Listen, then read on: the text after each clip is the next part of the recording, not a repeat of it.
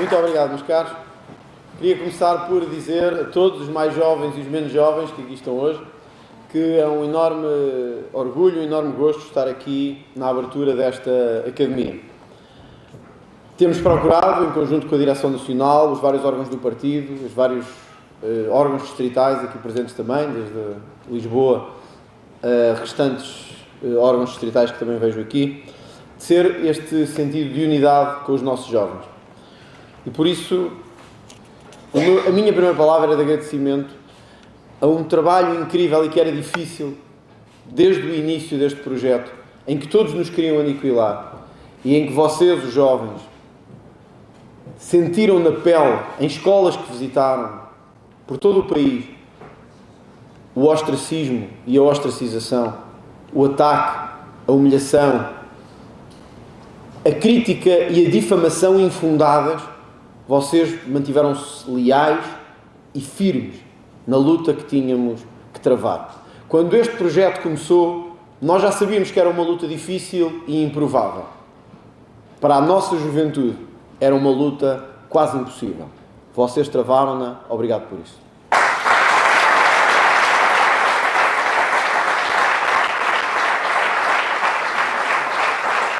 Mas também nós temos a melhor líder de juventude do país. O que, sem ser um elogio demasiado excessivo à Rita Matias, também não seria difícil. Visto que, se olharmos para os líderes das outras juventudes, temos personalidades verdadeiramente marcantes da vida nacional.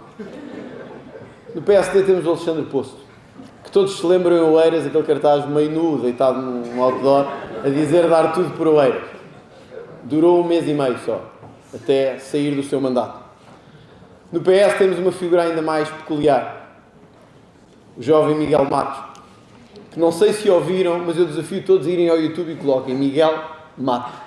Não, metam Miguel Matos insólito.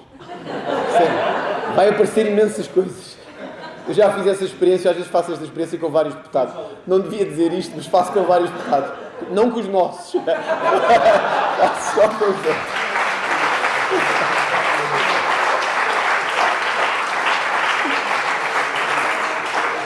E por isso, nós temos a nossa líder mais carismática, mais empenhada, mais bonita, se me é permitido também dizê-lo.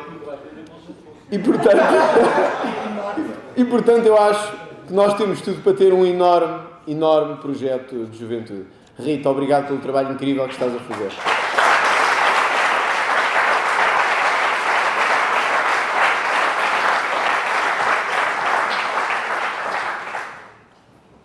E olharmos para o futuro. E o futuro que temos, como disseram a Rita, o Ricardo Regala e o Diogo, não é fácil para nós. E eu sei que muitos que estão aqui hoje e que não pensavam vir, juntam-se a nós num momento particularmente difícil.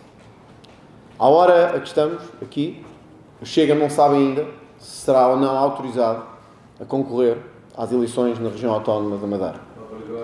Nunca antes, desde o início e desde a fundação da nossa democracia, nunca antes um partido esteve tão em causa e tão em risco. Nunca antes tantas, em tão poucas instituições, se juntaram para procurar de forma sistemática, deliberada, consciente e consistente, procurar travar na Secretaria aquilo que são as urnas, o voto e a liberdade dos portugueses. E eu sei que muitos dos que estão aqui hoje sentem essa frustração de forma tão grande como eu a sinto. E sentem-no tão firme no coração como eu o sinto. E todos sabemos que nós não podemos deixar que isso aconteça. O nosso juramento foi com Portugal. O nosso juramento foi com a liberdade. O nosso juramento, aquele que jurámos traçar com as nossas vidas, foi pelo futuro de um país que se estava a afundar. Muitos dos que aqui estão assistiram, nos anos que se seguiram à Revolução, ao precipício do país. Muitos dos que aqui estão têm pais e avós que lutaram do lado certo da história para evitar que o precipício se tornasse numa realidade.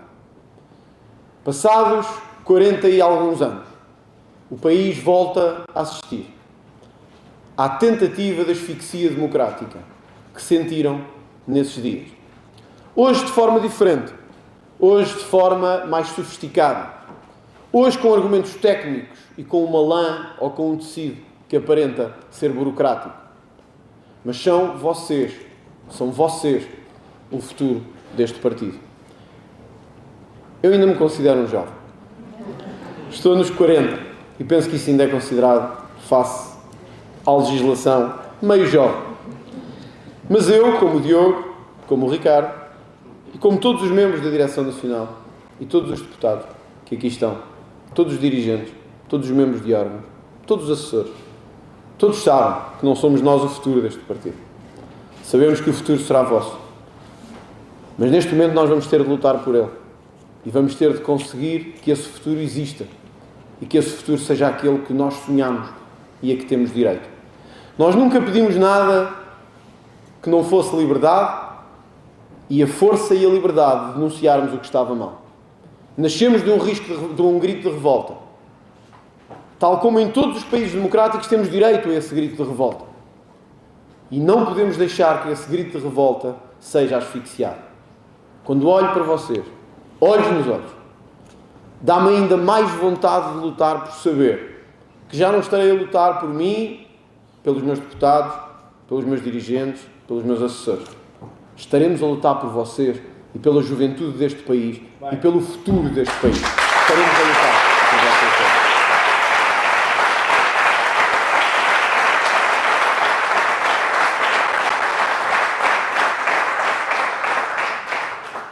E este tema não podia ser mais apropriado.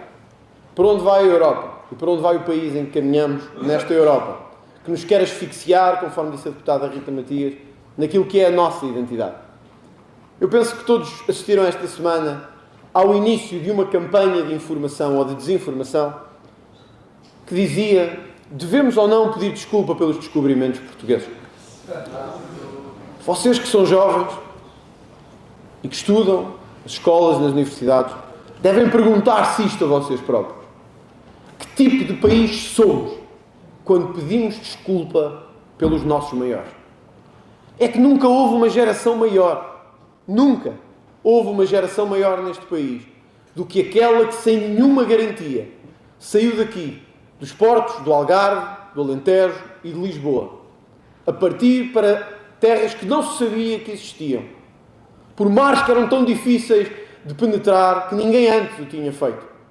Essa, a nossa geração maior, que não devemos falar dela apenas romanticamente, que teve os seus defeitos, teve os seus erros, como todos, teve as suas falhas e as suas limitações.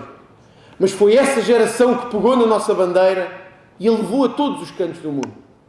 Hoje, se algumas rotas comerciais existem, é porque nós, portugueses, as definimos.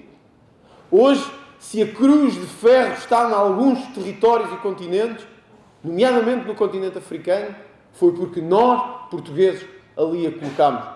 Em tantos pontos do mundo, Diogo Cão, Vasco da Gama, tantos outros, lá colocaram com sangue uma cruz. E não pensem que foi um ato romântico de nós pegarmos e colocarmos uma cruz. Naquelas viagens morriam só os magotes. As doenças tornavam-nos vulneráveis e dobravam-nos, quebravam-nos. As epidemias graçavam e muitos morriam. Muitas mulheres nunca voltaram a ver os seus maridos, muitas mães nunca voltaram a ver os seus filhos e muitos nunca se soube onde acabaram. O nosso rei Dom Sebastião é disso um bom exemplo. E hoje, quando olhamos para trás, devemos perguntar-nos: como é que podíamos nós pedir um dia desculpa pelo maior ato de coragem e de bravura da nossa história? Como é que podíamos pedir?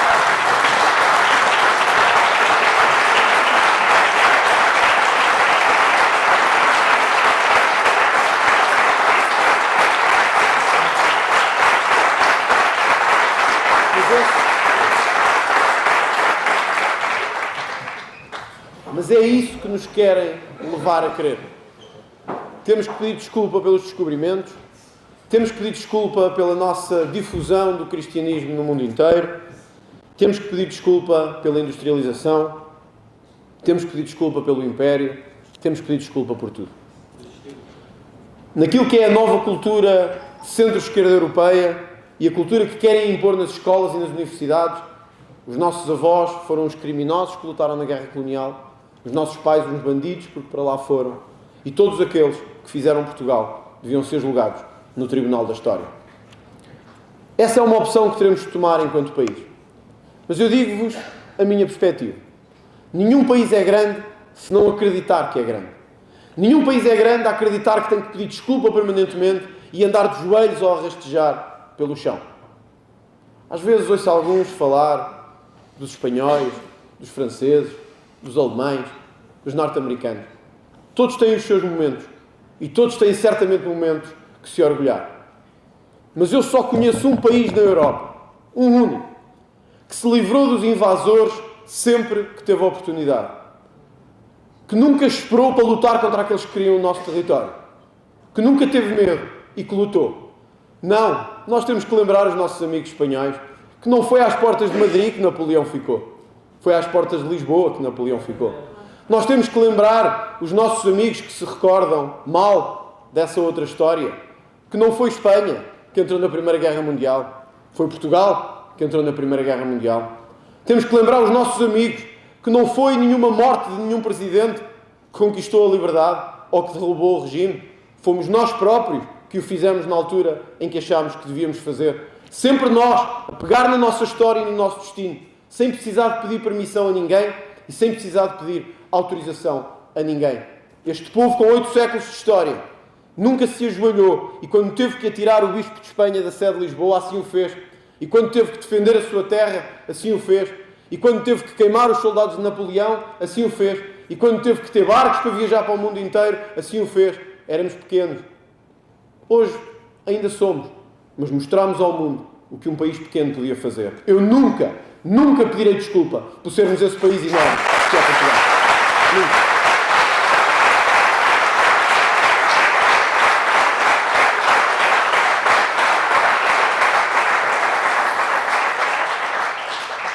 Agora o polígrafo à noite vai ver se é verdade que o exército de Napoleão foi derrotado ao pé de Lisboa. E vão dizer manipulado.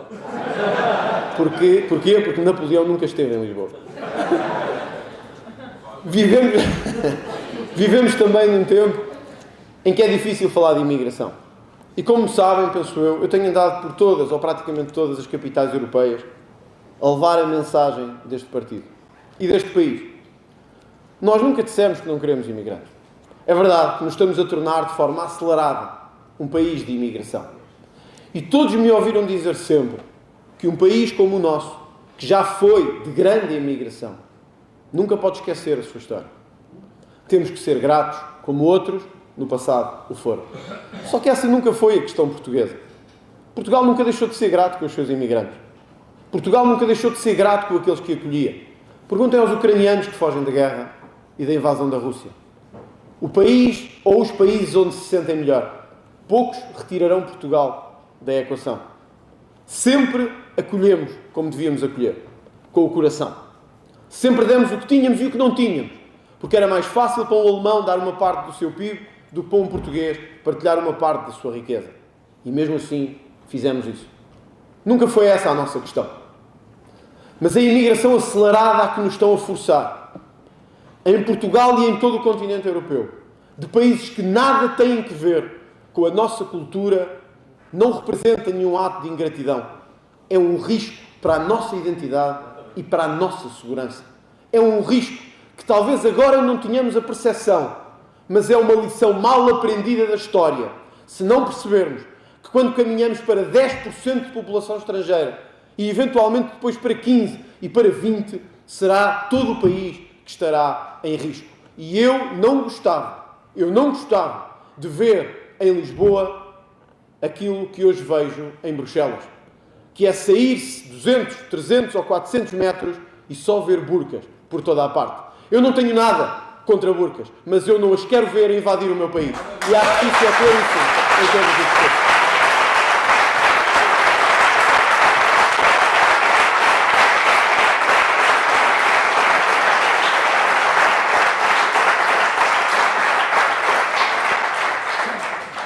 Sabemos os riscos que corremos.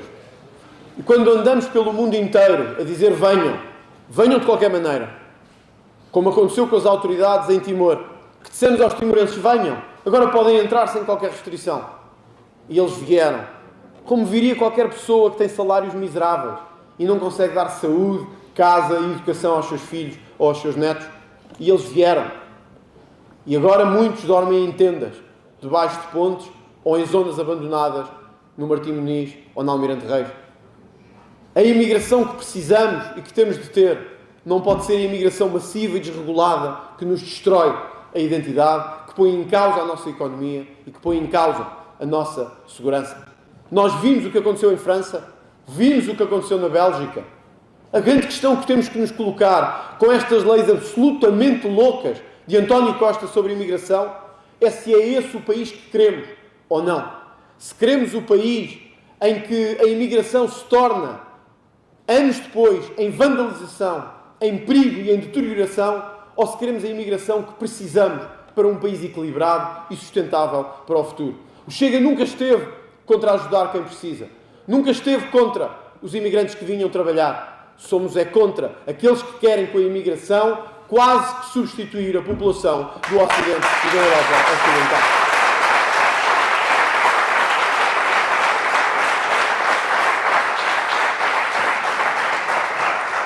E como dizia a Rita Matias, nós não somos esses jovens retrógrados que eles querem fazer para ser. Hoje, se vissem uma notícia de um jornal português, dizia Grande Academia de Verão do Chega, e embaixo dizia inspirada num portal americano acusado de desinformação.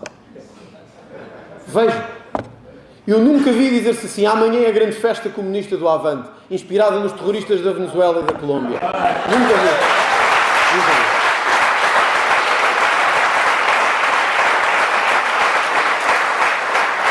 Nunca vi. Nunca vi assim: amanhã é a grande festa do Bloco de Esquerda, vai haver ganza para toda a gente. Nunca vi.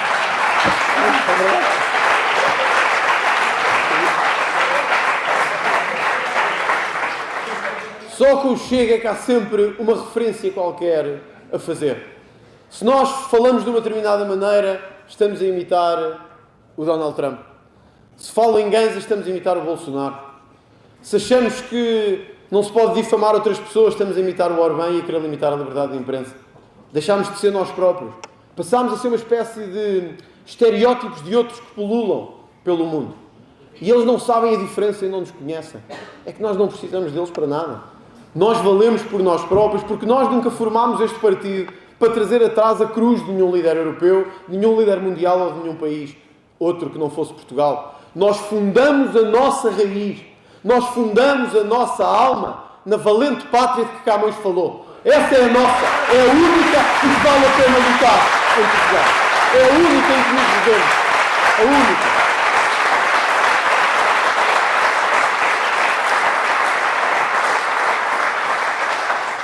Estou certo que esses bastariam para nos dar o orgulho de que precisamos. É que nós, ao contrário de outros com 200 anos ou 150 anos, nós temos uma história enorme para nos orgulhar. Não precisamos de ir a livros estrangeiros para saber alguma coisa sobre dignidade. Basta lermos a nossa própria história. Basta olharmos para os nossos próprios pais e para os nossos próprios avós. É esta criminalização da história que vocês não podem deixar acontecer. Muitos dos nossos mais velhos militantes já não estarão cá, porque a vida é mesmo assim, não é por mais nada, já não estarão cá daqui a alguns anos. E já não o Diogo estará, porque será permanente. Mas já não estarão para nos contar muito daquilo que vimos e que eles viram. A geração que agora está nos 40 e nos 50 passará e caminhará também para a fase em que deixará o lugar de dirigentes a alguns dos que aqui estão provavelmente hoje. Mas vocês nunca podem deixar morrer a chama desta história. Porque esta história não é nossa. Nós trazemos-la de trás como se fosse a chama dos Jogos Olímpicos que alguém nos dá. Neste caso, alguém nos atribuiu a nós. E nós agora temos-la. Eu quase que a vejo aqui, mesmo assim na minha mão. Mas um dia, ela será passada para vocês. E vocês terão que levar essa chama com a mesma vivacidade, com outras causas. Com as causas que agora começam, do ambiente, da digitalização, de todas as causas que farão o futuro, da água, da disputa dos recursos, de tudo isso. As causas que serão as vossas da juventude. Mas não deixem perder a identidade desta história que este país criou. E não deixem de ser, nem tenham medo de ser diferentes. Eu hoje vi uma notícia que dizia, logo de manhã, incendiário responsável por 7 fogos, condenado por homicídio e violação de uma mulher, saído da cadeia após 16 anos e agora fez a brilhante tarefa de colocar mais 7 fogos no país, saiu hoje em liberdade. Ou seja, foi a tribunal e saiu em liberdade. Alguns dizem que isto é sermos populistas. Mas eu sei que quem nos ouve em casa sabe do que é que estamos a falar. Pessoas que viram a sua terra ser destruída. Pessoas que viram os seus familiares e entes queridos fugirem de chamas horríveis que se aproximavam das casas. Vemos o Pinhal de Leiria como está, aquele do Dom Dinis, destrói o coração de qualquer pessoa. Muitos que viram os seus animais morrer, os seus bens destruídos, olham para isto e pensam que justiça é esta. Um homem que matou e violou, e que ainda assim lhe demos outra oportunidade. Saiu em liberdade. E o primeiro ou o segundo que fez foi desatar a pegar fogo ao país que lhe deu a liberdade. Porque noutros países nunca mais saíam da prisão. Mas cá saíram. Demos-lhe essa oportunidade. Se queres ser um homem melhor, tens agora o teu momento. E ele respondeu-nos da melhor forma que a bandidagem sabe fazer, cometendo novos crimes contra nós. Aquilo que o Chega deve dizer não é foi um caso único, paciência, temos que ser humanistas, temos que ter algum cuidado, não podemos ser bárbaros, não. Nós temos é que olhar para aquelas que são as vítimas e dizer que o lugar do ladrão é na prisão. E o lugar destes bandidos é na cadeia para sempre. É na cadeia para sempre. Não tenham medo. Não tenham medo. Não tenham medo. Não tenham medo de defender isto. A grande maioria dos países europeus tem prisão perpétua. Isso é que é ser moderno. É dizer que se lixe tudo isto em que andamos há 20 e tal anos ou há 30 e que todos veem que não é justiça para ninguém. Ser moderno é dizer vamos romper com este paradigma. Vamos fazer diferente. E vão ter a brigada do reumático toda contra vocês. Todos aqueles que escreveram estas leis todas vão dizer não pode ser por causa da linha F, da linha D, da linha I, do Tribunal Constitucional, tudo isso. Lutem contra isso. O poder reside no povo e só no povo. Não reside em mais ninguém. Não há nenhuma outra instituição que tenha a legitimidade do poder como o povo de onde nasce esse poder. Vocês serão o povo daqui a uns anos, o povo que decide e o povo que manda. Cabe-vos ser disruptivos, ser modernos e olhar para a frente sem os preconceitos que outros das gerações anteriores à nossa tiveram e em que nós ainda fomos ensinados e em que fomos banhados. Vocês podem quebrar esse preconceito. Têm as armas e as ferramentas para quebrar esse preconceito. Têm de o fazer, mesmo que isso signifique, novamente, lutar pela vossa liberdade, como outros há 100, há 150 e há 200 anos fizeram. E eu acho que não há melhor marca para uma juventude do que lutar pelo seu próprio país. Não se esqueçam de lutar por isso. Lutem por isso e nunca desistam de lutar por isso.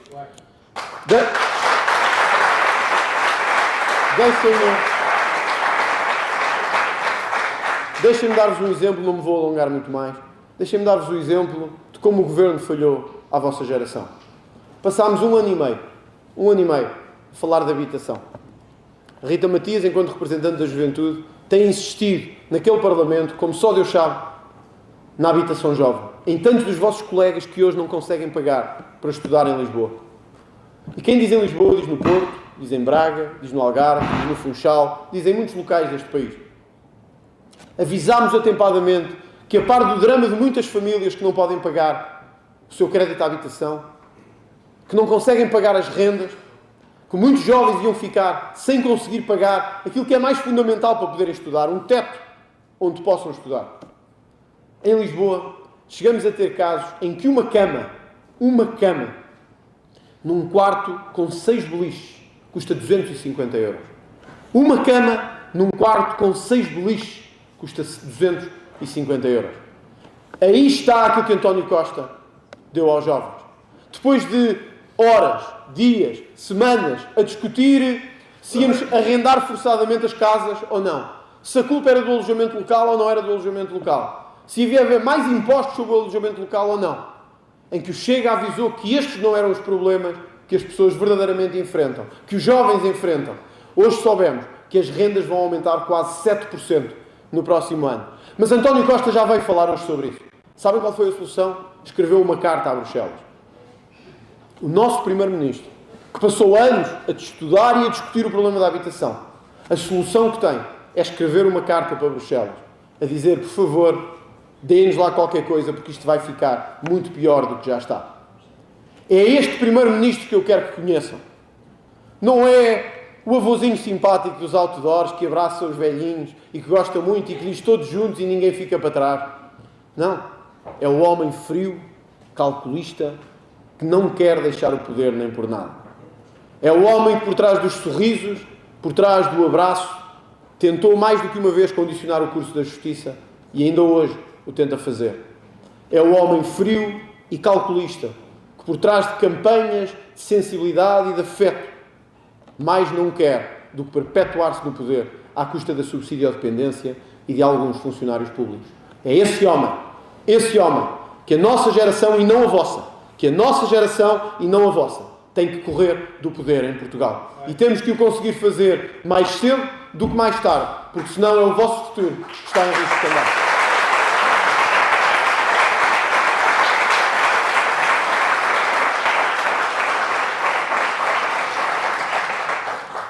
Tal como eu disse no final da sessão legislativa, na última, nós não sabemos o que este ano nos trará. Sabemos que será um ano de luta e que será um ano de dificuldade. Sabemos que nos vão tentar mais uma vez asfixiar, talvez até ilegalizar. Nossa luta será sempre a nossa causa. Juntos conseguiremos, sozinhos não. Com espírito de missão conseguiremos, com egoísmo não. Todos juntos, com o mesmo objetivo, sem jogos de poder, sem bastidores ou segundos raciocínios, conseguiremos verdadeiramente travar esta luta. Num dos momentos mais difíceis da Segunda Guerra Mundial, Winston Churchill disse: quando passamos pelo meio do inferno, não paramos, não desistimos, não nos sentamos. Quando estamos a passar o inferno, nós continuamos a andar com a mesma força e a mesma garra que temos sempre. Muito obrigado a todos. Viva Portugal, viva a Chega e viva a juventude. Muito obrigado.